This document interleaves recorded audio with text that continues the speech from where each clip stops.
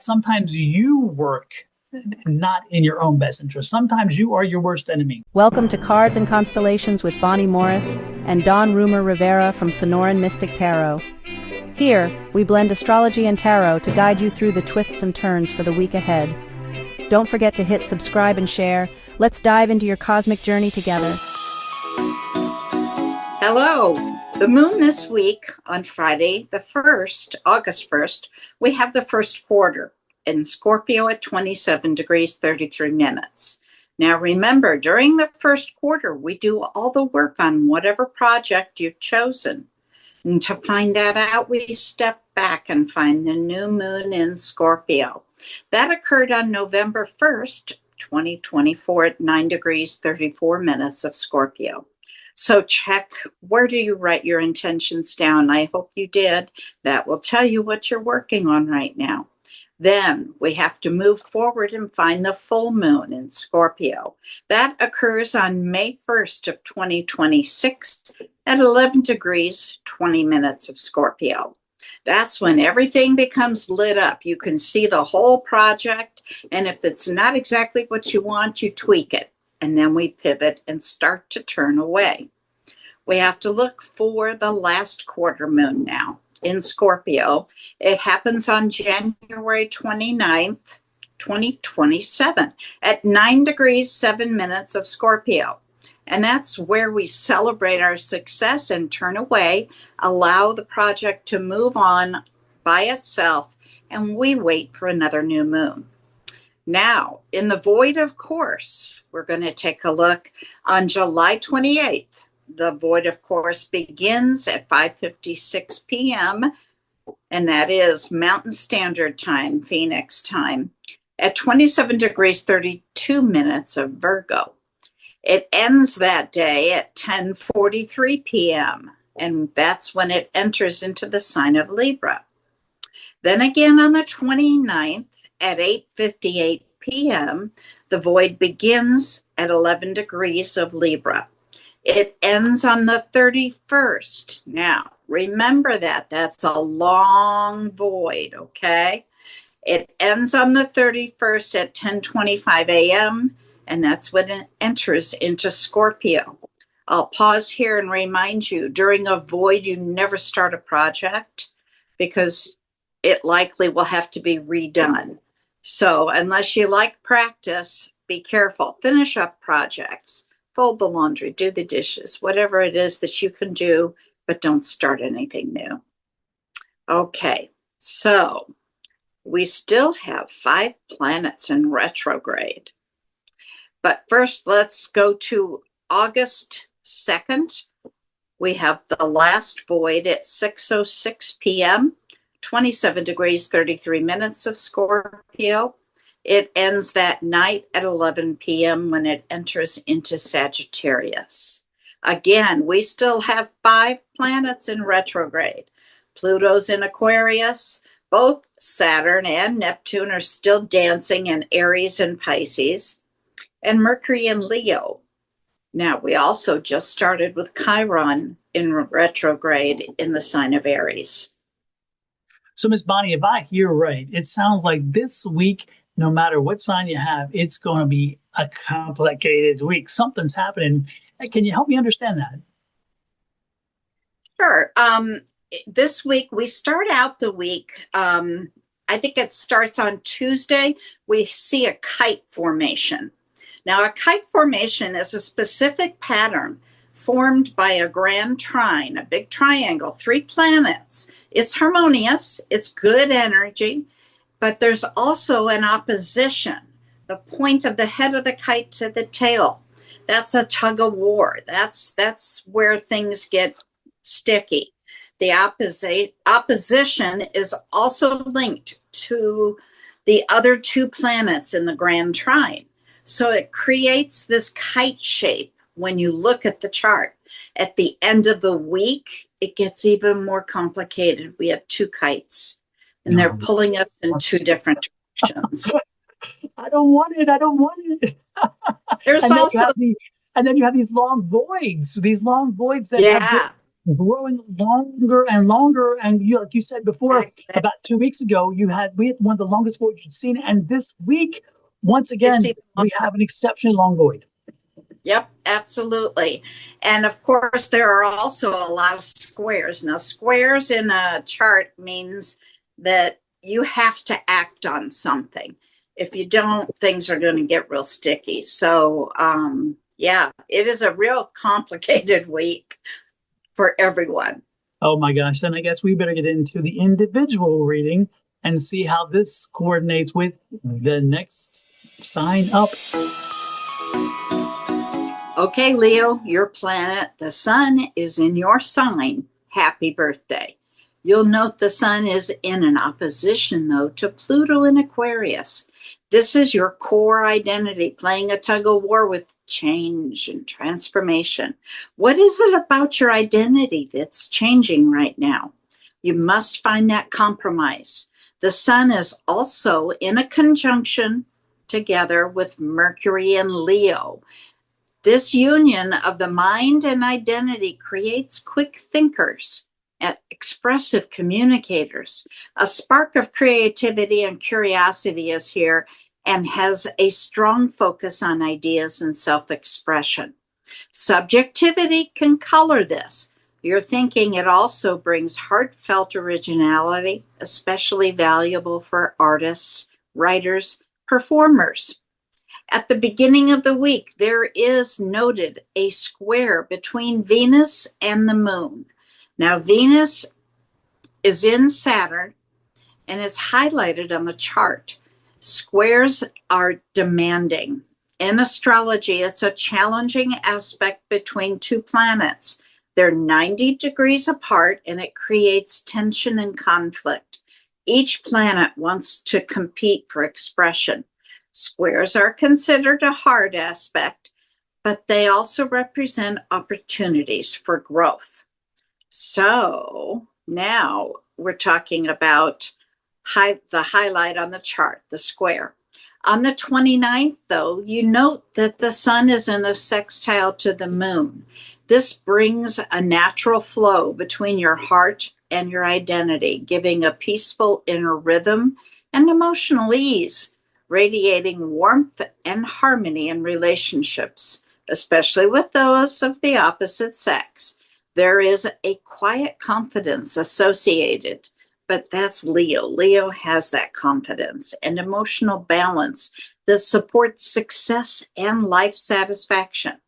You also note I have highlighted the triangle, and that is called a grand trine.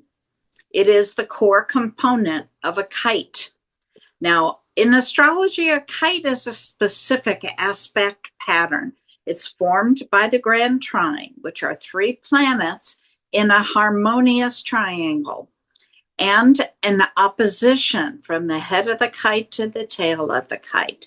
That's a tug of war. That is linked to two planets in the grand trine via the sextiles. And it creates a kite-like shape when you see it. Now, the kite, you'll notice, is pointing right at Saturn. The tail of the kite is at the moon. Therefore, we have an opposition between Saturn, which is in Aries, the planet of responsibility, and the moon, which is in Libra, all about your feelings. Therefore, you may feel like you want to go play, but Saturn is saying, hey, you got a responsibility to do the dishes first. You must find a compromise to move forward. On the 31st, you notice I've highlighted a T cross, or we call it a T square. We won't go into that this week, but make a note because we will next week. It is another component of a kite. Now, if you go and skip to the end of the week, you're not only going to see the kite we just referred to, but you'll notice there is an additional kite, almost perpendicular, leading us towards Pluto, the planet of change, transformation, and it's located in Aquarius. The tail of the kite is at Mercury in Leo, the planet of thought and communication. So the opposition between Pluto and Mercury is going to demand that you find a compromise between your thoughts, communication, and changing. What part of you is growing and changing? Dawn, what does tarot say? Well, thank you, Ms. Bonnie. Let's see what tarot has to say about what you've just read and see if we have some connection, or is this a rejection? Let's see what we got going on. First card out, and they flew out today, by the way, too, is that Queen of Cups. Queen of Cups is a very patient energy. The Queen of Cups is an energy that says, you know what? We're going to get there. So just, take a seat, work through it, be chill, and we're going to get there. So that's the main thing. But the Queen of Cups is also buttressed this week by a very nagging energy, of Seven of Swords. That Seven of Swords, when it's there, again, sometimes it can mean that there's someone in your environment that is kind of not working toward your best interest. But in this week, what I'm feeling is that sometimes you work not in your own best interest. Sometimes you are your worst enemy. Sometimes that it could be maybe you're too patient, or the opposite. You could be maybe too impatient. You could maybe be a perfectionist to the point where you want too much to be lined up perfectly and you don't take the message. Or there's times where you're like, oh, it's so vague, but I'll take the vague because it fits my criteria. Whatever it is this week, do not get in your way. Don't get into your head. Remember, this queen, she's very patient, and she's very caring, and she's also very much a queen that will work through things. She'll navigate the waters as she has to. So what I'm telling you this week is, don't get so much into your head. Don't get so much into what your rituals and routines are that you're not looking toward the transitions that are coming in front of you. Because remember, when you see something coming, and it's kind of like the change card, the Tower card. When the Tower card comes along, you have no control over Tower. You have no control over change, because it's a change that is external to you. But if you know it's coming, then you can figure out, okay, I'm going to watch for it. I'm going to see how it's progressing, which way it's moving, and I'm going to jump on and ride the wave and use it to my advantage. And this is the same thing.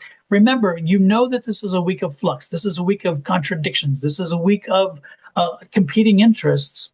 And even your priorities may be competing against each other, or again, the other things I spoke about. But that queen is telling you, chill out, be patient, and we'll walk through this together. You're not alone. Okay. The next card out is the Magician card. And again, what did I just tell you? That queen tells you that you got this, that you can do this. Magician card says, if you want to get it done, you can get it done. If you want to make changes, you can make a change. If you want to succeed through this, you can succeed. And more importantly, if you want to adapt to make this less painful, then you will. Again, transitions aren't necessarily a negative thing. It's how we see them, how we react to them, and then what we do with them. So remember that Magician card, he's saying, yeah, we got this. I'm going to make magic happen. We're just going to buzz on through. And that queen is going to take care of us because she has such a positive energy. And we are going to adapt, and we're going to come through this out in a good place. And look at this, the Victory card. This is the Chariot, the Victory card. So it's like, you got this. Not only that, but the last two cards of this reading for your energy for the week are major arcana cards. So whatever this transition you're going through, whatever these issues are that you're dealing with this week, and the changes you have to adapt to, they're going to be with you for a while. So know that they've become part of you, at least for a while, if not continuously, because when the major arcana is out, that means major change. And we're talking transitions or whatever it is for a period of time, not just today, tomorrow, and next week. This is something to be consistent. So this could be life lessons. This could be a week of life lessons. This could be a week of an epiphany where you come to an understanding that you're like, man, I've been working for this, and now all of a sudden it's there. This could be a very instrumental week for you. Please open your mind up to spirit and energy and know what's coming. And I love this. On the bottom of the deck is that King of Swords energy. So the King of Swords energy around you is own your power. Be in your power this week. Make sure you walk tall. Make sure you walk strong, and you just push forward. You do not get deterred. And that's what this is about. The Queen's like, we'll do it in a patient way, but we will stay strong. And so stay strong, determined, and focused. That's what I got, Miss Bonnie. How does that resonate with your astrological read? You like that word? Astrological? I almost stumbled on it. Well, didn't you say that the Chariot came out? It did indeed. Okay, now the Chariot, both that and the Queen of Cups represent Cancer energy. The Queen of Cups is the mother of the zodiac. So she's going to take care of everybody. She's going to help you get through it. So there's no question in my mind that you will make it through this. So she's a mother. The mother. Mother. All right, all right. Save the drama for your mama. That's your mother right there. While we're joking, please enjoy these readings continuously, and the way in which you can ensure that you get back here and enjoy the readings and learn and grow. How would they do that, Ms. Bonnie? Well, there's a button down there in the lower right corner that's hit subscribe, and then set that little bell to all, and we will send you a message anytime a video is posted or if we go live. Now, if you're doing that on my channel, Your Love Goddess, hop over to Sonora Mystic Tarot, do it all again. Hit subscribe, hit that bell, and set it to all. And then go to our new channel, Cards and Constellations. Please hit subscribe there. We're trying to grow that channel. Eventually, that'll be the only place you'll find these videos. So do that. Now, the best thing of all, the creme de la creme, share the video. Hit that share button, because you never know. There are other people out there that need to hear this, and maybe it will resonate and help them get through the energy. Super. And with that, we're going to say good evening. Again, message us if you would like to leave us some kind words and let us know how we're doing, or if you'd like some questions answered. If you like a private reading, you can check that information out on how to reach us in the description on the YouTube channels as well. With that said, love, light, and blessings from Ms. Bonnie, her family, me, and my family, to you and yours. Have an amazing week. We'll see you next week back here. Same bad time, same bad channel.